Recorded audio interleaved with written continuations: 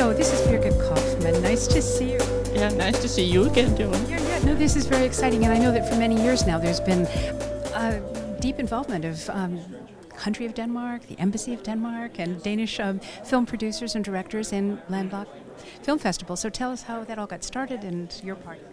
Okay, this is I am Danish, and I'm sort of interested in promoting modern Danish art and culture, so we get away from the Little Mermaid and meatballs. And I figure that in this area here and with the LandLocked, to promote the Danish film industry through the LandLocked festival. And in Denmark we have a tremendous amount of interest in films. I think because primarily because the actors are the same actors that appear on TV, in film, and on theater. So people are very familiar with them, and perhaps sometimes I'm more looking forward to a film with an actor than actually the film itself. And we have about 4 different institutions of higher learning for film, and one of them is a college of animation that's associated with a regional university, and they have a bachelor program just in animation, and they have a very nice thesis film, as you can see, and they submit them to here. And then through the embassy we have access to some more full-length film, like the Terrible Happy last year, and then also Ronald the Barbarian. And then for our effort, the embassy rewards us, and for example, when we had Danish producers and instructors like Ask Hasselbach and Sonny Lehigh have been here, the embassy foots the bill, which is a nice gift to us. Yeah, I remember when the 2 gentlemen you just mentioned were here. They were wonderful, and we're so excited to show their film and to be here in the States. And they are both working for the films that we saw from them were sort of 20-minute, half-hour film, and they are both working on full-length films. And particular Ask says it's going to premiere here to next year. Ah, fantastic, great. Well, this is a children's film. In Denmark there's a series of children's books that's about Ant Boy. He's sort of a juvenile Spider-Man, and he's sort of like Harry Potter. I think they're now in the 6th version, and he's producing, he's the director for the film version of Ant Boy. And so, well, thank you, Birgit, for all the hard work you've done with this. Thank you so much. Bye-bye. So, John Putch, really a pleasure to meet you. I'm so pleased that you could come here. They're going to see your film in just a few minutes. That's right. Yeah, so tell us about Route 30. Route 32 is the second film in a trilogy about a stretch of highway known as US Route 30, which runs through my hometown of Pennsylvania. And it actually runs through Iowa as well, which is just north of here. We're in Iowa, but anyway. And it's a collection of characters and stories that I have concocted in my strange head. That are lightly based on things that happened to me when I was a kid and people I used to know. So it's on Route 30. Is it kind of a rural setting in the film? Yes, it's South Central Pennsylvania, and it's a beautiful stretch of the highway between Gettysburg and Chambersburg, a very small 2-lane stretch of the highway. So this is comedy, right? It's a comedy, yes. It's meant to entertain and have people enjoy. Yeah. So what's your history in filmmaking? Well, I started out as an actor at the age of 5, and I was acting pretty much till I was in my mid-40s, and I was also a filmmaker all along as well, and I finally found a way to switch the level, the polarity, and became a director. So now I do a lot of television and some movies, and that's my day job, and my hobby is to go and continue to make independent movies and show them to people like here. And you've written this as well. Yes, I wrote this, I directed it, I produced it, I edited it, I did the props, I did, it's sort of one of those, handmade movies, but it's very polished and very professional, and I have a whole load of professional actors in it who are my friends, and it's good fun. It's good fun. So what's the we know that the downside to making an independent film on a shoestring is that takes money to make a film, and sometimes you have to do it in your spare time. It's a little rough, and maybe getting the publicity out about it is hard. But what's the real gift in doing an independent film? Well, I think the gift is that you're not competing with the movies at the megaplex, which I don't want to compete with. I want it to be separate from them. So it's a little parallel universe making your independent movie, and you actually get a chance to interact with your audience more.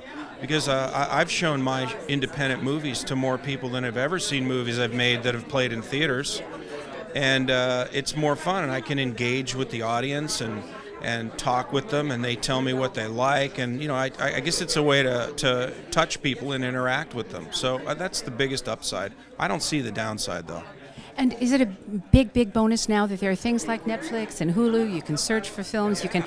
It's great now. You can. I'm distributing this movie myself. This is like my 15th feature, and this is the first one that I'm 100% distributing myself, and I can already tell you I'm having a much better life and happier time with it, and I'm in control of it, and I'm actually getting it to more people than I ever have seen in the past when I hired a sales agent or a distributor. Very cool. So did I hear you correctly? This is the second of 3? Yeah, it's a trilogy, and Route 30, the first movie, played here in 2009, and I made that back 4 or 5 years ago, and this film is the second installment. It is standalone, though. You don't have to have seen the first one. And the third one I hope to start shooting in 2014 and finish it up. Have a little 3-disc set, and hopefully bring it back here. And you definitely bring it back here. If Mary will have me, I'm bringing it. Thank you, John Putsch. Real pleasure to meet you. Thank you so much. Okay, so I'm here with some cast members from Route 30 and Route 32, and we just talked to John Putsch. So now I want to find out who all of you are and what your roles are in this film. I'm Mr. Ed, and I play Mr. Ed in the movie. Okay, good, and you'll tell us more about that in a minute. And I'm Jamie Rose, and I play Dot, Alien Hunter. Alien Hunter, great. And I'm Noah Applebaum, who plays Chicky, who is Mr. Ed's right-hand Candyman. Well, now, when I was talking to John, he said that he has a lot of his friends in this film. Did you all know John before you got going in this film? I met John in 1975 at Totem Pole Playhouse, my first show at Totem Pole Playhouse, and he was in the cast. Him, his sister, and his father directed it. Oh, fantastic. Well, I actually never liked John. He thinks I'm his friend, but I just got to say right now, actually, I met John Putsch when we were both teenagers. We did an after-school special in 1980, won an Emmy Award called The Wave, and then since then we've done a lot of projects together on TV. I'm primarily a television and film actress, and he's directed me, and yeah. Yeah, I met John at a film festival many years ago. We both had films playing there and just kind of connected on the DIY indie level, and he was kind enough to cast me in his band of crazies. Well, so let me ask you a question about this independent film thing. You've all worked in lots of different areas of television and theater and whatnot. What's fun about doing an independent film? Because it's done so well. That's the main thing. John is extremely organized. It's all put out for you to do the way it's supposed to be done. There's not a lot of waste of time, and you have a good time doing it. I think having a good time and doing something that's right is always fun. Well, I mostly work in Hollywood on big budget TV shows and stuff like that. So for me, what's great about the do-it-yourself indie film world is it gets me back to actually what's important, which is the joy of creating the thing and not how much money you're getting or how much overtime or golden, all that other stuff. And so it reminds me why I love to do what I do. Yeah, for sure. We always work on these bigger budget movies, and that's fine. I mean, a lot of them are a lot of fun. But when you do these indie movies, it is just a tight family affair, and you really kind of feel that sense of we're all in it together. And I think that really kind of transcends through the lens, and everyone kind of picks up on that in the audience. So, yeah. Well, I know all of us waiting to get in to see the film haven't seen it yet, and from what I can read in the little blurbs, it's a funny story, a lot of sort of crazy characters. Somebody tell me, give me a little bit of an overview. What should we look forward to in this film? Whoa! Whoa! What's your two-minute version of It's just a wacky good time. You got to go in there, leave your intellectual hat at the door, and just gander at the wild feast of zaniness in front of you. Wild feast of zaniness. I think that's. And there's a lot of boobs, actually. They're covered up, but the women, See, you're not giving me, too much away but now. some of the girls, they really got boobs.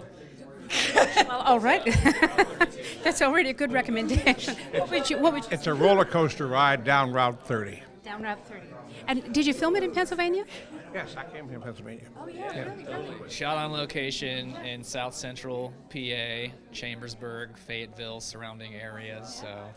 So tell me, is this beard for the work you did on screen, or is this your real beard in real life? I am actually mustachioed in Route 32, but this beard is the moneymaker right now. So I grew it to partly because I am the spokesperson for Method soap and eco-friendly cleaning products. So I have a whole viral campaign of this beard right now. And It's very impressive, let me tell you. It's a great beard.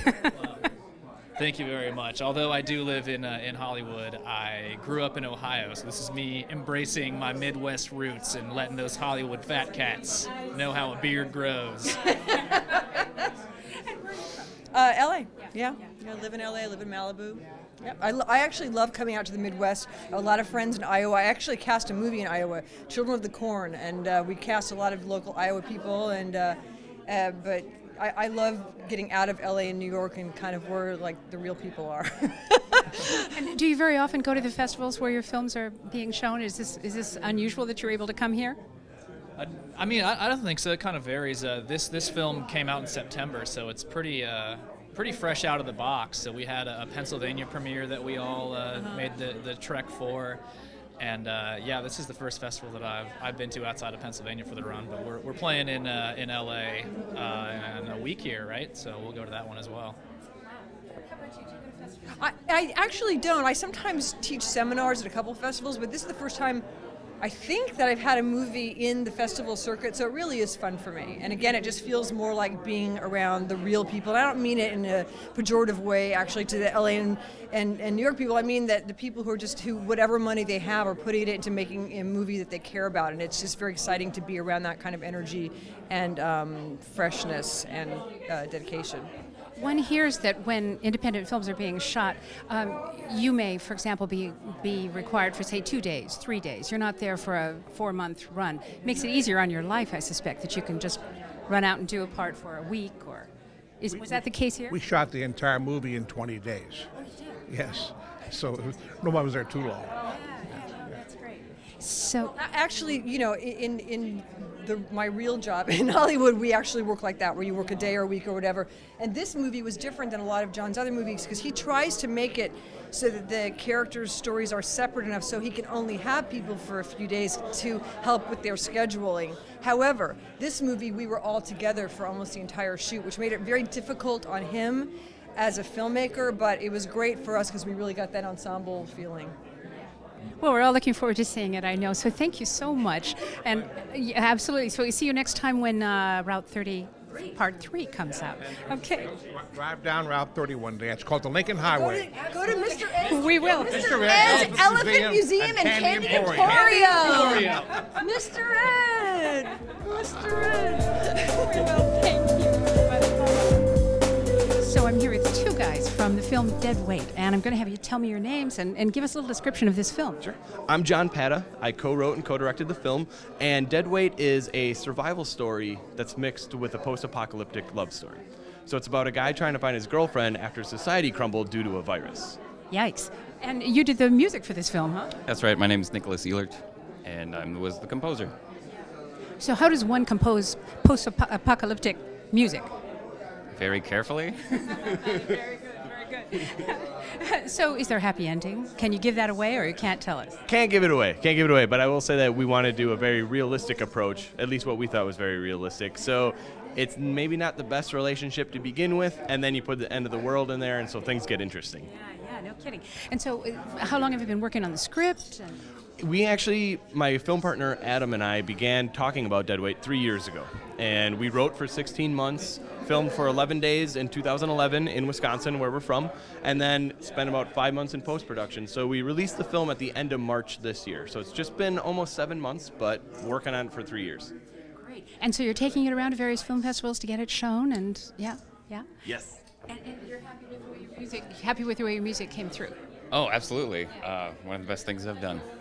So how does it work then with the filmmaker and the guy who's done all the music, heightening the drama and whatnot? Do you sit in the production space when everything is sort of being put together in the final edit? I kind of come in once most everything is pretty much set in stone already, and there are a little bit of changes that happen after I start work, but most of the time I don't do anything until he's all done. I see, gotcha. So how did you assemble the money to make this film? Some of it was self-financed. I co-owned a screen printing shop that I sold my share of the business to fund the film, but then we also reached out to private investors as well. So it was a combination of money from our own pocket and reaching out to ask others for some. And so you went through film school? This is a long-time passion? This is a long-time passion, but I was a graphic design student in school, and Adam, my film partner, never went to college. So we were just big film fans that threw ourselves into this world. Wow, so what kind of equipment did you use? We shot on a Sony F3, which at the time in April 2011, it was a brand new camera. And then we had plenty of different lights and rigs, and then we edited on Adobe Premiere. Do you mind if I ask you what the total cost was to put the film together? Can you give me a range? Under $2 million is what we Under $2 million. That sounds pretty fair. Good. That's good. And I hope you paid your musician a lot. We're working on that. No comment. But so then, how do you manage to get the film distributed when it's you're starting out like that? We're currently self-distributing DVDs. We have a double-disc DVD set that we're selling at film festivals or on our website. But then we're also taking it to film festivals, trying to get some attention, send it out for reviews, and we're just beginning the distribution seeking right now. So we're hoping in the next 6 months we can secure distribution. And are you already working on the next film? Absolutely, yeah. Between Adam and I, we have 2 scripts that we're co-writing that we're talking about, and then I have 3 on my own that I'm independently writing. So don't know what it is, but something's in the works. Similar kind of genre, you think? Yeah, I think we'll always stick in kind of the horror / sci-fi, but we never want to do the same thing twice, and we don't want to do what the audience will expect. So for Deadweight, we took a very dramatic approach to it, and I'd say that's going to be common for a lot of our films. Well, I understand it was shown in Florida today, and now here in Iowa City. So. Yeah, we were in Florida and Orlando last night, and then we screened in New Orleans this afternoon, and then Iowa City tonight. So we're happy to be here. Well, fantastic. Well, so nice to meet both of you. Best of luck. Thank you. Thanks so much. Bye-bye. Thank you.